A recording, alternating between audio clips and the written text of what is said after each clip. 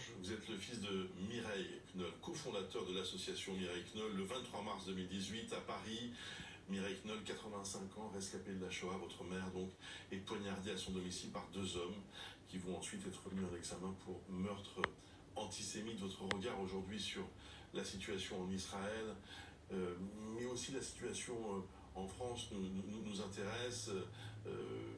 D'abord, est-ce que vous avez le sentiment que finalement ce qui se passe, ce qui s'est passé plus précisément avec cette attaque du Hamas renvoie en effet à certains actes commis pendant la Shoah? Est-ce que pour vous c'est comparable?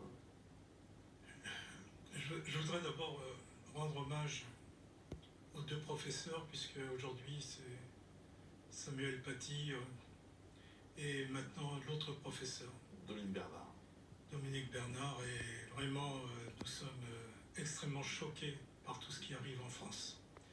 Mais nous ne sommes pas étonnés. Malheureusement, ce qui est arrivé en Israël, ça nous a mis, ça m'a bouleversé, comme toute la communauté juive. On s'est cru dans les moments les plus difficiles que nos parents, nos grands-parents ont pu connaître. Moi, mon grand-père, il a quitté Odessa. Il est parti faire un tour en Europe. Puis il a été au Brésil. Et après, il est revenu en Europe. Et il a décidé d'habiter en France. À l'époque, il n'y avait pas des assassinats comme cela. Ce qui s'est passé en Israël est inacceptable, insupportable. Et les gens qui ont fait ça ne peuvent se réclamer d'aucun Dieu, ne peuvent se réclamer d'aucune idéologie. Ce sont des barbares. C'est une race à part, c'est pas des êtres humains. On n'assassine pas des femmes, des enfants, des femmes enceintes, des vieillards, et en plus on les prend en otage, et on rigole, et on s'amuse, et on viole. Nous avons connu là, je crois, le pire depuis les pogroms de Kishinev. Et je ne souhaite à personne, à aucun peuple, de connaître cela.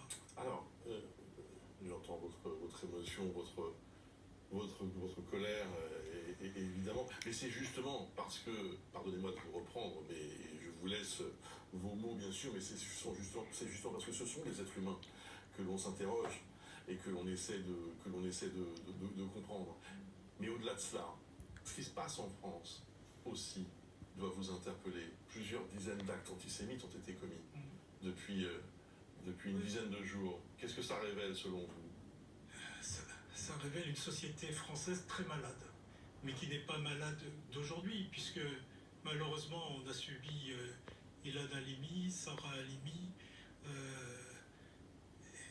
on a la tuerie de Toulouse et d'autres.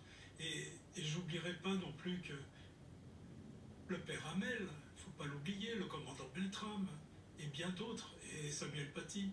Ça veut dire qu'actuellement, il y a une évolution je dirais, en France, mais en Europe, qui est excessivement inquiétante. Et que les pouvoirs publics sont très gentils. On a affaire excusez-moi, je ressens ça, mais à des bisounours qui sont là en disant « Ah, bah oui, effectivement, on a un problème », mais qui ne réagissent pas.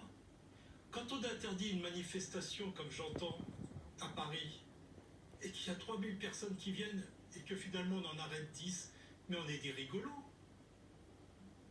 Allez faire ça en Asie, vous allez voir comment ça passera pas. Ici, tout passe, et puis tant mieux. C'est comme ça, c'est dans l'air du temps. Là, on met une alerte à la bombe. Là, on assassine un professeur. Samuel Paty, depuis déjà plusieurs années, depuis qu'il a été assassiné, on a demandé à ce qu'il y ait des écoles à son nom. Il n'y en a toujours pas. Pourquoi? On essaye d'avoir des endroits où commémorer ma mère. On attend Marseille depuis déjà des mois. Ils nous ont dit oui, mais il n'y a rien qui se passe. Et c'est comme ça partout. Je veux dire, on parle et on ne fait rien. C'est la spécialité de la France. Je suis désolé, M. Darmanin, adorable, il dit que des gentillesses, mais il n'y a pas de suivi. Mais ceux qui étaient avant, ils ont fait pareil.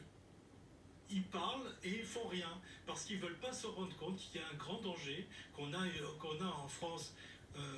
Il faut les nommer les frères musulmans. Les frères musulmans sont des dangers pour la France, ils sont des dangers pour l'Europe, ils sont des dangers pour le monde, et il faut que ça cesse.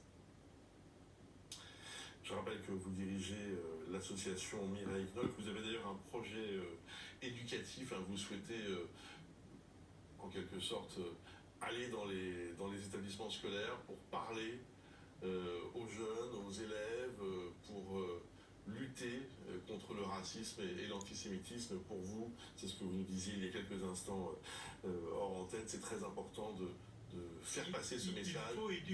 Il faut éduquer à tout prix les jeunes. Et il faut, les jeunes du lycée, il faut leur expliquer. N'oublions pas que parmi les victimes du Allahu Akbar, il y a des musulmans, des chrétiens, des juifs et même peut-être encore d'autres religions. N'oublions pas aussi une chose, ce que ça me choque, à Gaza. On apprend aux enfants à 3 ans à tenir une mitraillette. Et puis après, on leur donne des livres d'histoire où on dit qu'il faut tuer les juifs. Comment voulez-vous qu'un jour il y ait la paix avec une génération qui est déjà complètement maltraitée, parce qu'on n'apprend pas à des enfants à haïr son prochain. On apprend aux gens, à travers les religions, à travers l'éducation, à vivre ensemble. C'est ce qu'on veut, nous, c'est vivre ensemble avec nos frères arabes, avec nos frères chrétiens, avec nos frères protestants. Moi qui ne suis pas religieux, je suis désolé, mais je suis ouvert à tout le monde. Mais je ne suis pas ouvert à des gens qui cherchent à nous tuer et à détruire notre pays, parce que la France est un pays merveilleux. Merci beaucoup Daniel Knoll pour votre intervention ce matin sur BFM TV. On a entendu à la fois votre colère mais aussi votre volonté de trouver la paix. Merci mille fois. Dans quelques instants,